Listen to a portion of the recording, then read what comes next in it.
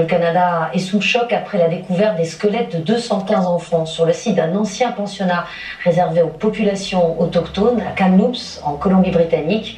Ce type d'établissement arrachait les enfants à leur communauté pour les assimiler. Le Premier ministre Justin Trudeau a reconnu la faute du Canada. Loïc Delamornay. 215 petites paires de chaussures alignées. Une scène de deuil et une onde de choc qui se répand dans de nombreuses villes du Canada. Le pays est hébété après la découverte de 215 corps d'enfants, certains âgés de 3 ans, sur le terrain de cet ancien pensionnat en Colombie-Britannique.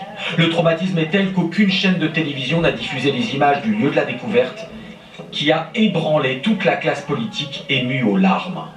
We're going to vote for justice for you. Nous vous rendrons justice.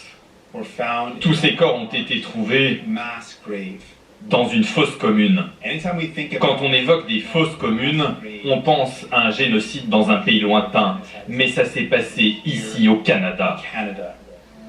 Génocide, le mot est prononcé car tous les élèves étaient des enfants des tribus amérindiennes, retirés à leur famille et scolarisés de force dans ces pensionnats catholiques jusqu'à la fin des années 1960.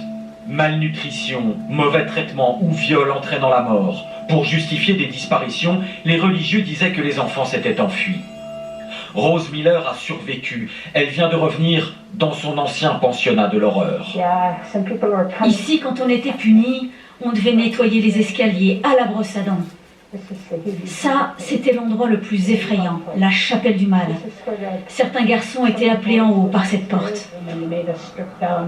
Moi, un jour, dans le dortoir, j'ai dû me déshabiller. On était 3. Ils avaient une ceinture de cuir très épaisse. Une religieuse a remonté ses manches et nous a violemment battus dans le dos. Associations et enquêteurs savent qu'il y a d'autres charniers similaires ailleurs dans le pays. Des autorités canadiennes demandent des excuses publiques au pape François.